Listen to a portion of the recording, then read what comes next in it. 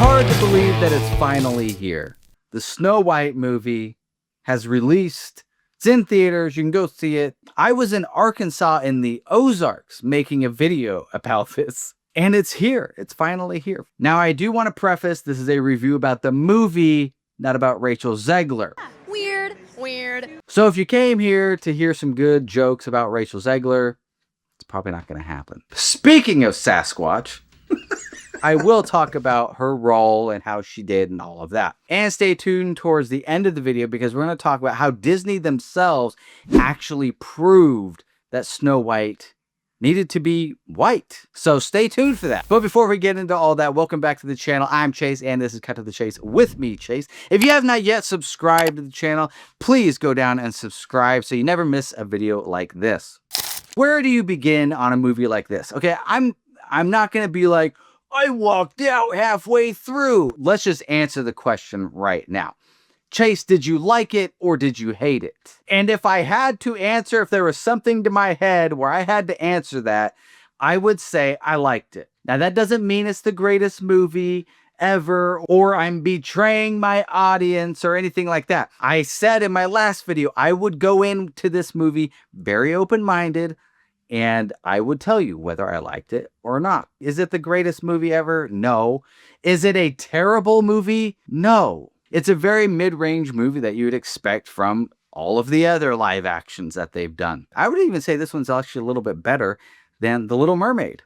And I don't think I'm alone. I went on to Rotten Tomatoes to look at the audience score, and to my chagrin, it's at a 71%. So it seems to be that more people are liking it than not liking it. So let's dive into it, starting with America's sweetheart, Rachel Zegler. Here's the deal. I can separate art from artist, okay? Case in point.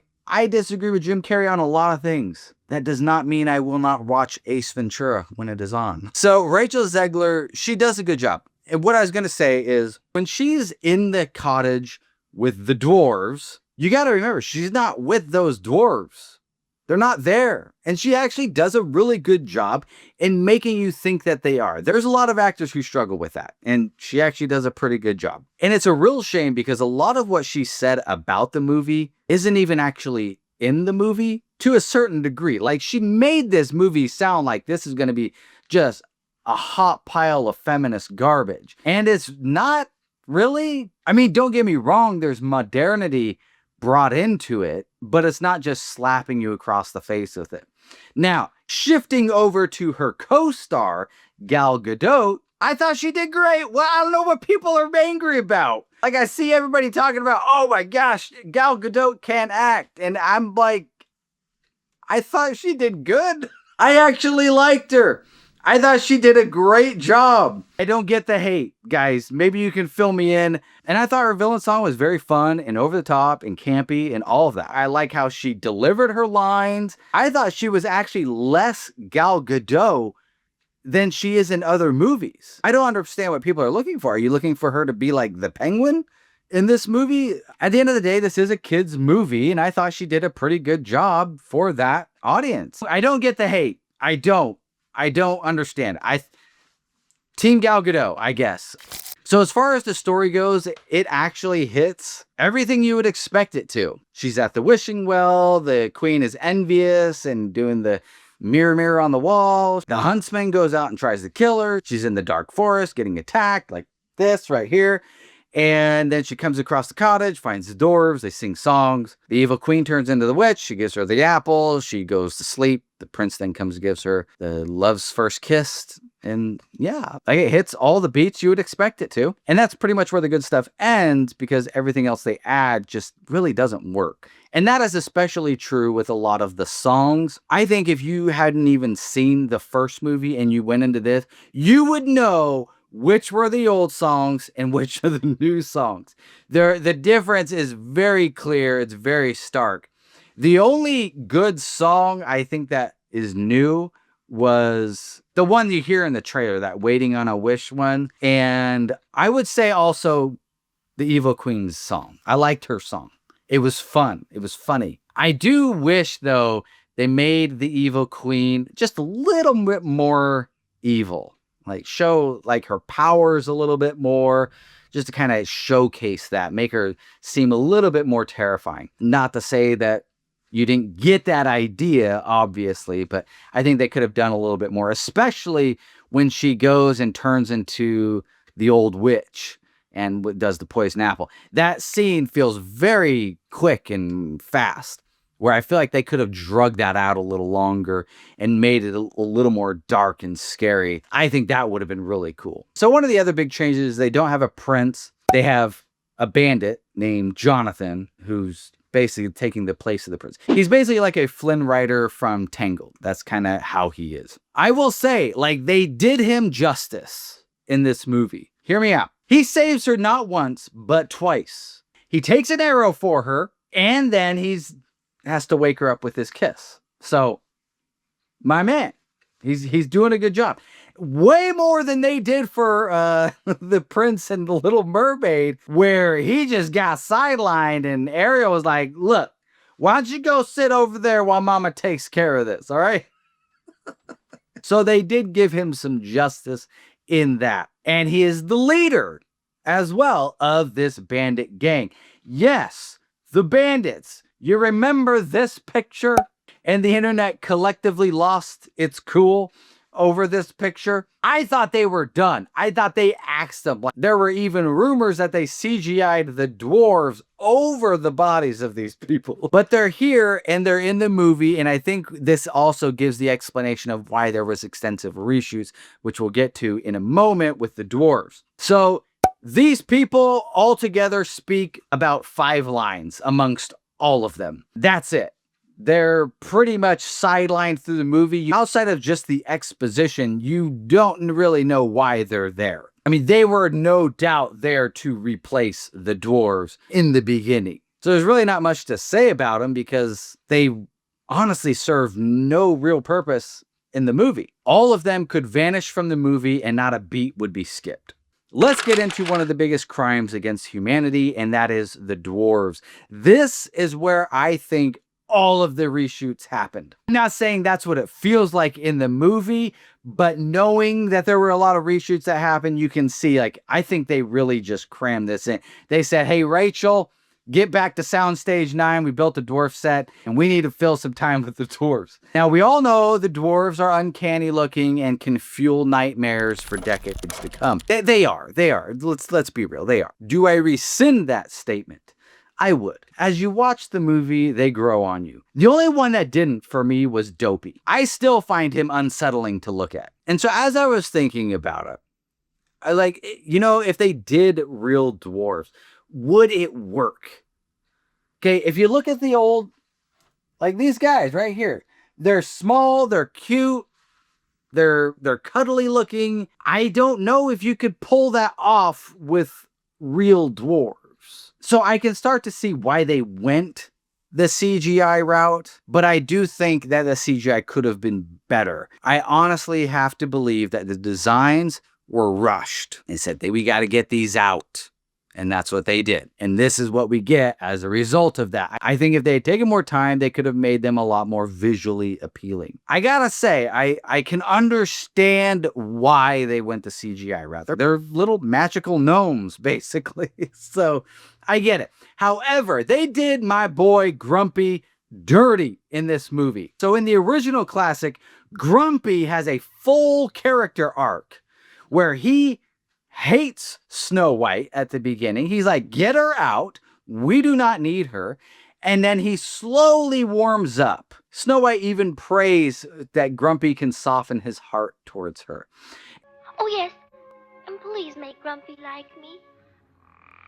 And you see throughout the movie him starting to kind of warm up to Snow White.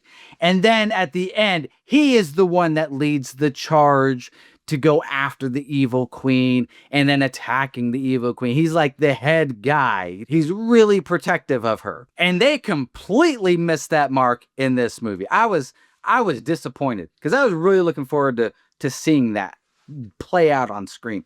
And they basically give it all to Dopey. Again, I wasn't the biggest fan of Dopey. I get why they bullied him. Okay? Not saying it was right, but I get it. He's a little weird in this movie. Weird, Weird. And near the end of the movie, there's a scene where the evil queen is going to stab Snow White. And this arrow comes, knocks the blade out of her hand. And the camera swishes back. And I was like, oh, they're going to show Grumpy, right?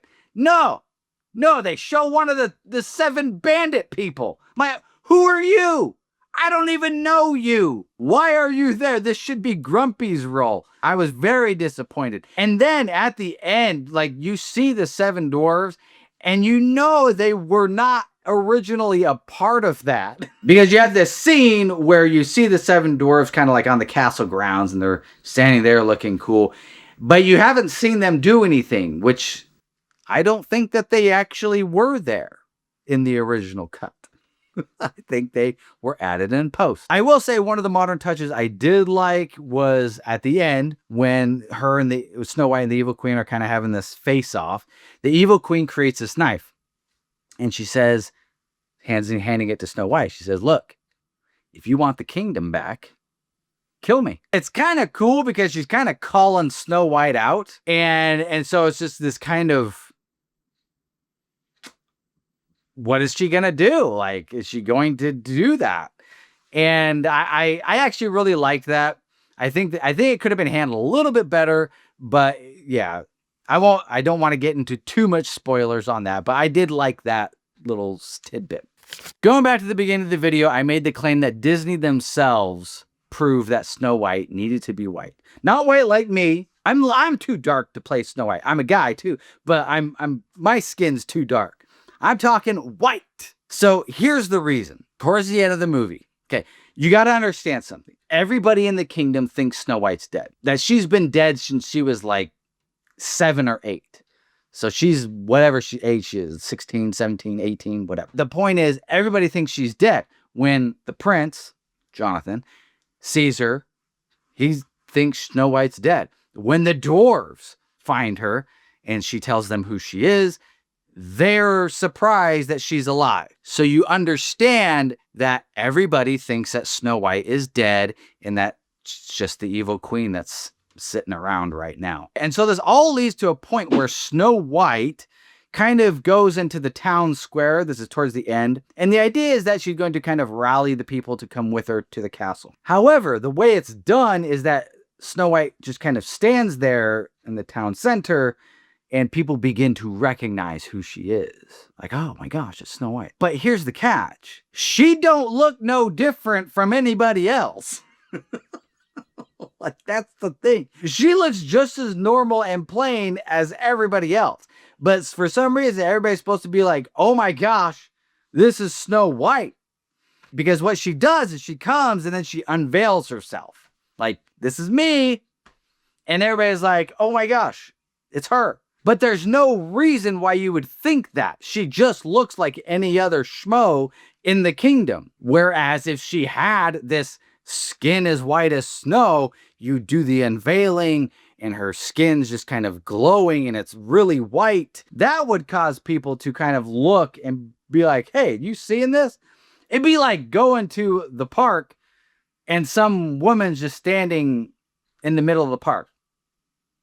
Just some random woman. Whereas if you had Miss America come and stand in the middle of the park, then people are going to be like, whoa, wait, what's going on over here? That's basically kind of what it was like.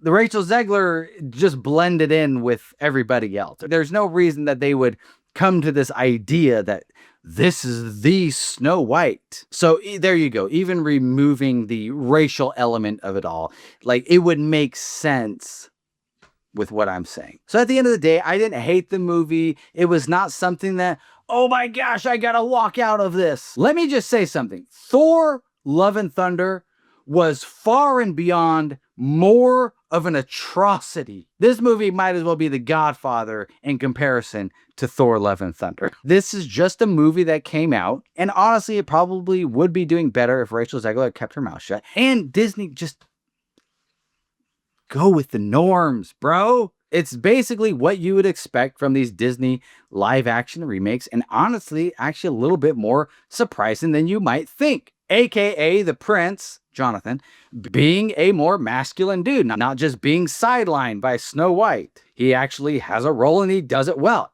I'm not going to say it's the greatest movie ever, but it's a fun watch. But I am very curious what you guys think. Let me know down in the comments. Have you seen the movie? Did you like the movie? Did you hate the movie? But let me know what you guys think down in the comments below. Have you seen it? Did you like it? Did you hate it? I want to know what you guys think of Gal Gadot's acting. I can't be the only one who thought she actually did a good job. I cannot be the only one who thinks this. So please let me know what you guys think, if anything, about that. And if you like this video, please go down and like it. If you haven't yet already, please subscribe to the channel. Hit that bell for notifications, so that way you're always aware and always reminded when a new video of mine drops. And of course, as always, guys, peace out.